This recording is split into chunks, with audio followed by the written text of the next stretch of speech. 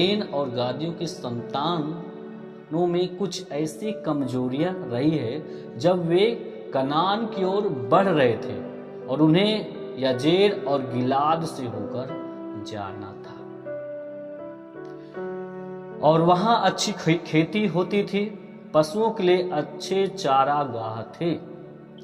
Reuben और गाद की जो संतानें थी, ये जो गोत्र था रूबेन और गाद की, ये लोगों ने सोचने लगे यह स्थान तो बहुत अच्छा है, बहुत ही सुंदर है, यहाँ अच्छी खेती होती है, यह उपजाऊ भूमि है और पशुओं के लिए अच्छा चारा है, जीविका जीने के लिए इससे बेहतर और जगह नहीं मिल सकती है। उन्होंने ऐसा विचार करने लगे कि यह स्थान बहुत सुंदर है, यहाँ पे चारा हो जाएगा, पशुओं के लिए खेती हो जाएगा। अरे कौन जाएगा उस पार, यरदन पार? यरदन का जो पानी है इतना बहाव, इतना तेज है, कौन जाएगा? ऐसा सोचने लगे, कौन जाएगा युद्ध करने के लिए? और यरदन पार वो जाना नहीं चाह रहे थे।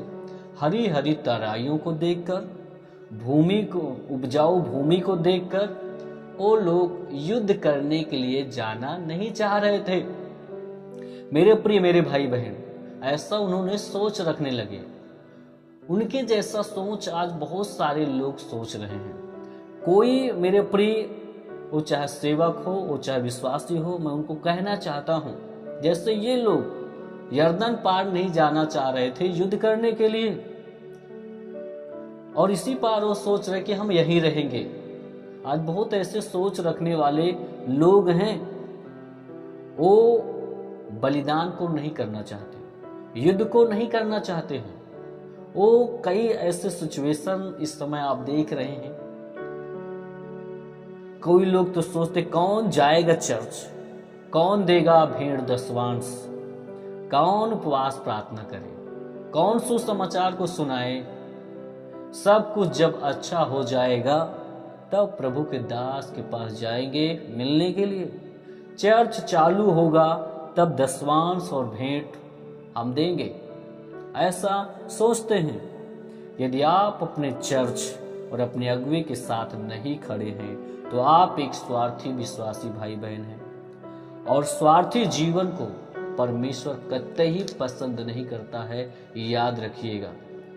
और यहाँ पे मेरे प्रिय, मेरे भाई बहन, रूबेन और गाद की संतानें जो है विनम्रता पूर्वक मूसा के पास आकर कहने लगे, हमें यरदन पार ना ले चल। यहाँ पे यही बातें लिखा है। फिर उन्होंने कहा, यदि तेरा अनुग्रह तेरे दासों पर हो तो यह देश तेरे दासों को मिले कि उनकी निज भूमि हो, हमें यरदन पार ना ले चल।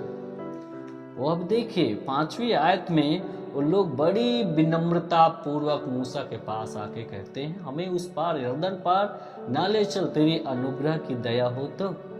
लेकिन मेरे प्रिय, मेरे भाई बहन, 6वां पद में मूसा बहुत ही एक बात बोलता है। यहाँ पे 6 पद को देखें।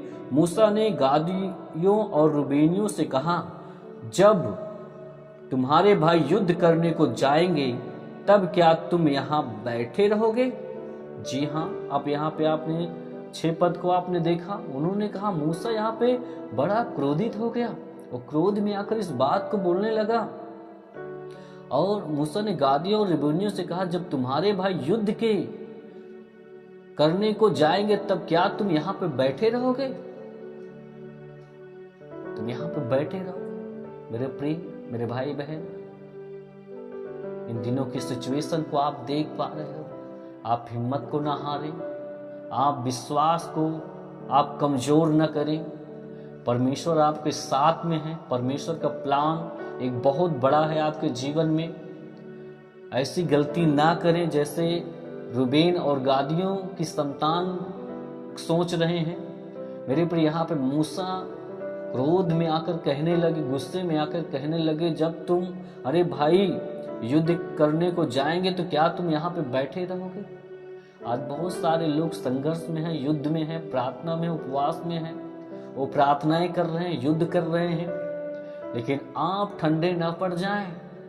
इन सताओं को देखकर, परसिक्यूशन को देखकर, परेशानियों को देखकर आप अपने प्रार्थना का जीवन, उपवास का जीवन को आप ना गंवाएं। अपने आत्मिक जीवन में बिल्कुल से भी आप लापरवाह न बने। अपने आत्मिक जीवन को आप कमजोर मत करें मेरे प्रिय मेरे भाई बहन। बहुत सारे लोग आज युद्ध के मैदान में हैं। प्रार्थनाओं में आप बने रहिए। प्रार्थनाएं जीवन को बदल देती, पर प्रार्थनाएं सिचुएशन को बदल देगी मेरे प्रिय मेरे भाई बहन। और यहाँ पे यही बातें हैं। मूसा ने कहा, जब तुम्हारे भाई युद्ध के मैदान में जाएंगे युद्ध करने को, क्या तुम यहाँ पे बैठे रहो? ये कैसे हो सकता? हमारा भाई युद्ध के मैदान में है और संघर्ष में है, हम कैसे बैठे रह सकते हैं? कैसे हम शांत रह सकते हैं? हमें उनके लिए घुटना टेकना है मेरे प्रिय, उनके लिए हमें प्रार्थना करना, हो सके तो जाकर उनसे मिलना है। मिलने से एक और बल, एक नई ताकत मिल जाती है मेरे प्रिय मेरे भाई बहन। और यहाँ पे यही बातें हैं मेरे प्रिय भाई बहन। आपको मैं साफ कह देना चाहता हूँ, तमाम आज उन सेवक और सेविका से कहना चाहता हूँ, जब आपका चर्च और आपके पास्टर सताव से होकर गुजर रहे हैं तो आप क्या उनके साथ में खड़े? आप क्या उनके साथ में खड़े? आप खड़े हैं तो बहुत बहुत धन्यवाद मेरे प्रिय मेरे भाई बहन। आप सोचिए, एक समय जब आप बीमारी में थे, एक समय जब आप कर्ज में थे, एक समय जब आप आंसुओं में थे, आप एक समय जब परेशानियों में थे, निराशाओं में थे, आपका पास्टर, आपका चर्च आपके लिए जब खड़ा होकर प्रार्थना किया, सालों सालों से जब आपके लिए प्रार्थना की गई, आप बीमार थे, चंगे हो गए। आप कर्ज में थे, उसे छुटकारा पा गया। आप भूखों मरते थे, आज अच्छा से बिजनेस हो गया। तो आप क्यों स्वार्थ भरी हुई जिंदगी को जी रहे हो मेरे प्रिय मेरे भाई बहन? आप स्वार्थी मत बने। अगली आशीष को चाहते हो, बड़ा प्रतिफल को आप चाहते हो। आपके पास जो कुछ है वो परमेश्वर का दिया हुआ है मेरे प्रिय मेरे भाई बहन। आप इस बात को आप ध्यान दें। आपका पास्टर जो सालों सालों से आपके लिए घुटना टेका, यदि आपका चर्च, आपका पास्टर इस समय परसिक्यूशन में है, सताओं में है, क्या आपने उनकी सुधि ली? क्या आपने उनका ध्यान दिया? आपका पास्टर क्या खा रहा है, क्या पहन रहा है, वो कैसे है, कैसे नहीं है, आपने कभी मिला?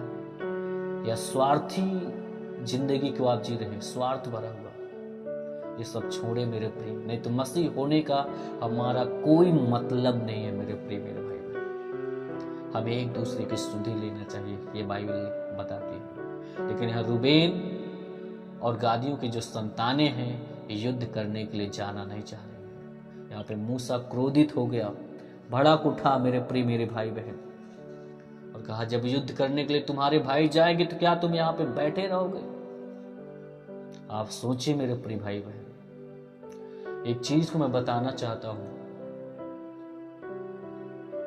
उत्सव के समय में, सफलता के समय में, कई ऐसे फंक्शन समारोह में बहुत सारे लोग आएंगे, शामिल होंगे, मिलेंगे।